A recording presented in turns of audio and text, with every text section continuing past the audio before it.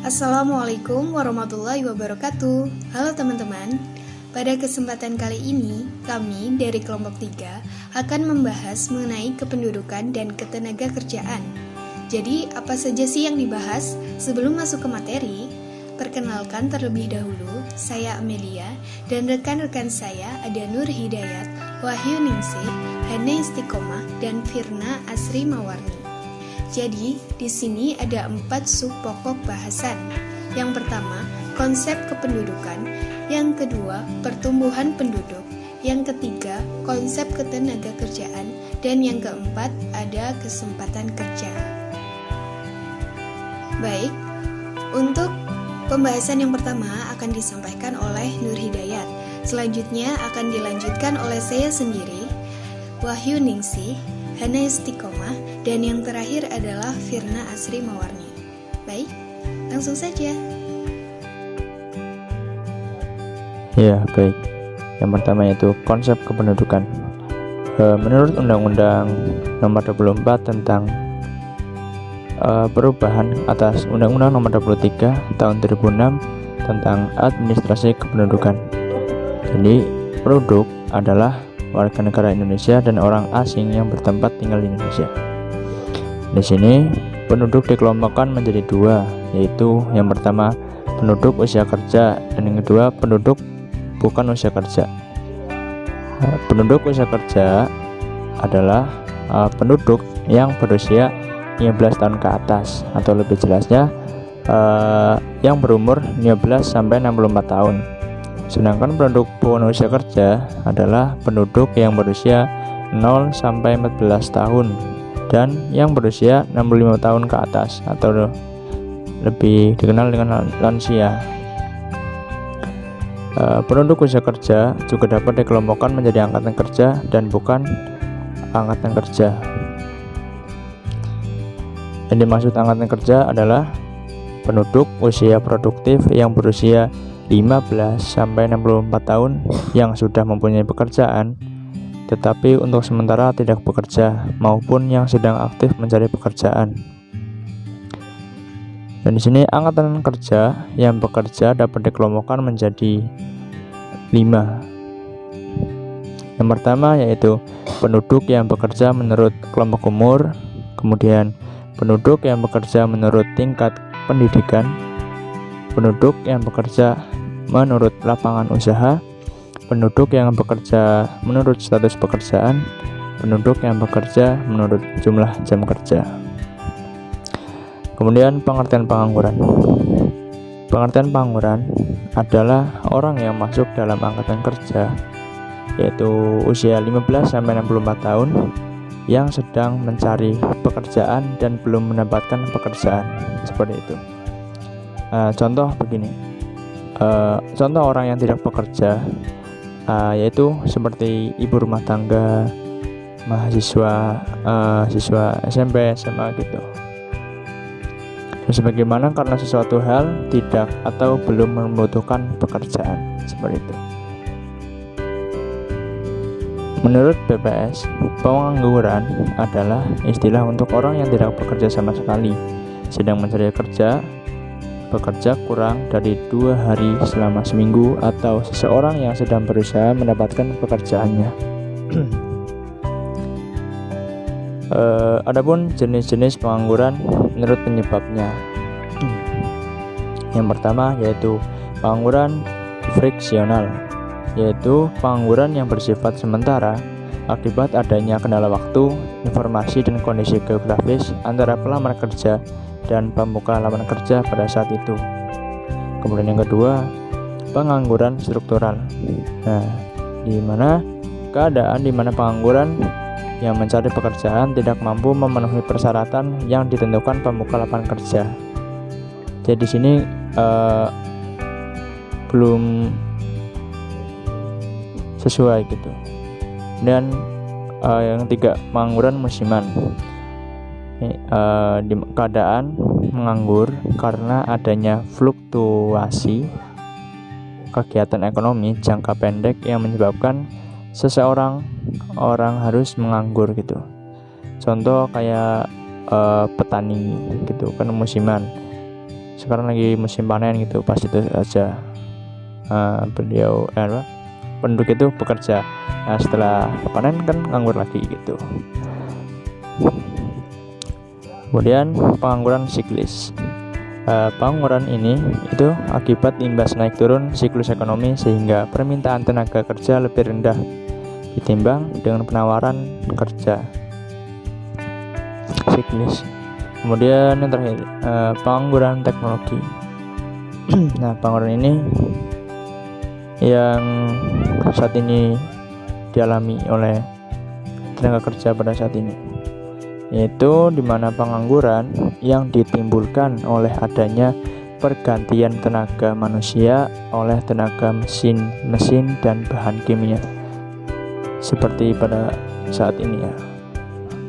Kemudian adapun jenis pengangguran berdasarkan cirinya, yaitu ada pengangguran terbuka, pengangguran tersembunyi, pengangguran bermusim, dan setengah menganggur.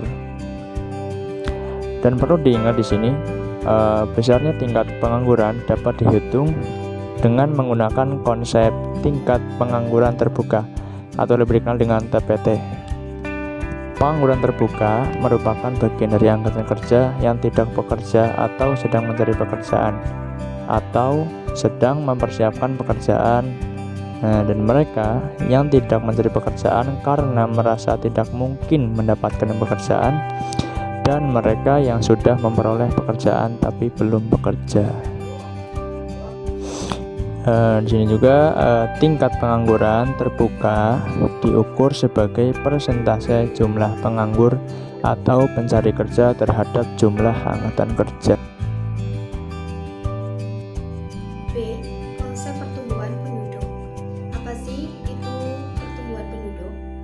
Jadi menurut BPS, pertumbuhan penduduk itu adalah perubahan jumlah penduduk di suatu wilayah tertentu pada waktu tertentu dibandingkan dengan waktu sebelumnya. Indikator tingkat pertumbuhan penduduk itu sangat berguna untuk memprediksi jumlah penduduk di suatu wilayah atau negara di masa yang akan datang. Karena apa? Karena dengan mengetahui jumlah penduduk yang akan datang, dapat diketahui pula kebutuhan dasar penduduk di bidang sosial, ekonomi, dan politik. Prediksi jumlah penduduk belum dapat menunjukkan karakteristik penduduk di masa yang akan datang. Oleh karena itu, diperlukan proyeksi penduduk menurut umur dan jenis kelamin yang membutuhkan data lebih rinci, yaitu mengenai tren fertilitas, mortalitas, dan migrasi. Untuk macam-macam pertumbuhan penduduk itu dibagi menjadi 3. Yang pertama, pertumbuhan penduduk alami. Yang kedua, pertumbuhan penduduk migrasi. Dan yang ketiga adalah pertumbuhan penduduk total. Baik, berikutnya ada beberapa faktor yang menjadi pendorong terjadinya kependudukan. Yang pertama dilihat dari kemajuan iklim, dan yang kedua dari dorongan atau naluri hasrat manusia itu sendiri, dan yang ketiga dari keterbatasan kemampuan dalam mengelola sumber daya alam. PBB juga membagi 3 aspek yang sebagai kualitas penduduk. Yang pertama dilihat dari tingkat pendidikan, dan yang kedua dilihat dari tingkat kesehatan masyarakat, dan yang ketiga dilihat dari tingkat pendapatan. Baik, selanjutnya ada beberapa upaya yang dapat mengatasi beberapa masalah kependudukan. Yang pertama, masalah dalam jumlah pertumbuhan penduduk yang dapat diatasi dengan melakukan program KB dan penundaan masa perkawinan. Yang kedua, ada masalah dalam persebaran penduduk dan kepadatan penduduk yang dapat diatasi dengan melakukan program transmigrasi dan pembagian Indonesia Timur. Yang ketiga, ada tingkat kesehatan yang rendah, dapat diatasi dengan melakukan pembangunan fasilitas-fasilitas kesehatan dan juga melakukan pelayanan kesehatan gratis. Yang keempat, masalah dalam bidang pendidikan yang rendah, dapat dilakukan dengan cara menyediakan fasilitas-fasilitas pendidikan yang lebih baik lagi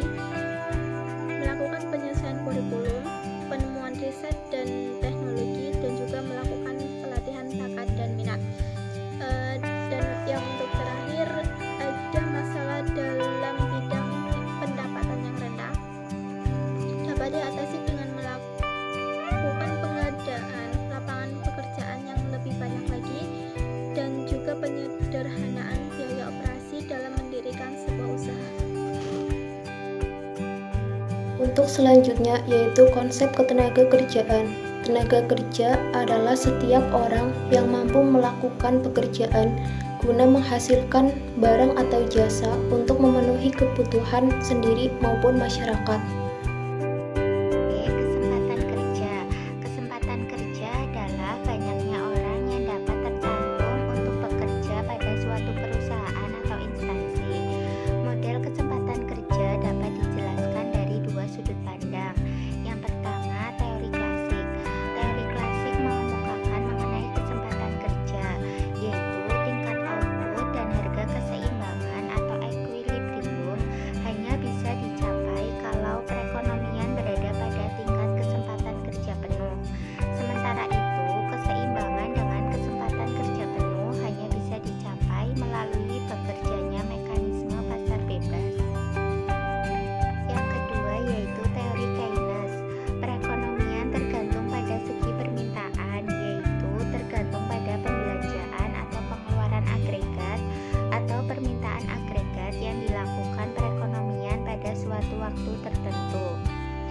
Semakin besar permintaan agregat, semakin tinggi tingkat kegiatan ekonomi dan kesempatan kerja yang dicapai. Permintaan agregat yang ada tidak selalu mencapai tingkat permintaan yang diperlukan untuk mencapai tingkat kesempatan kerja penuh. Karena itu, pengangguran akan selalu terjadi. Untuk itu, pemerintah harus mempengaruhi permintaan agregat dengan menjalankan kebijakan fiskal dan kebijakan moneter. Upaya dalam mengatasi masalah ketenagakerjaan adalah sebagai berikut. Yang pertama, intensif pajak penghasilan. Yang kedua, perbaikan daya saing global. Yang ketiga, meningkatkan kualitas sumber daya manusia. Yang keempat, persebaran tenaga kerja yang merata. Yang kelima, memperluas lapangan kerja. Yang keenam, meningkatkan pengetahuan dan skill tenaga kerja. Yang ketujuh, membatasi tenaga kerja asing. Kedelapan, meningkatkan perlindungan terhadap tenaga kerja. Kesembilan, mengekspor tenaga kerja. Dan kesepuluh, memberikan kesempatan kerja bagi angkatan kerja. Alhamdulillahirabbil alamin. Jadi tadi adalah pembahasan mengenai kependudukan dan ketenagakerjaan yang dapat kami sampaikan. Semoga dapat menambah ilmu pengetahuan dan bisa bermanfaat. Amin. Kurang lebihnya mohon maaf. Terima kasih. Wassalamualaikum warahmatullahi wabarakatuh.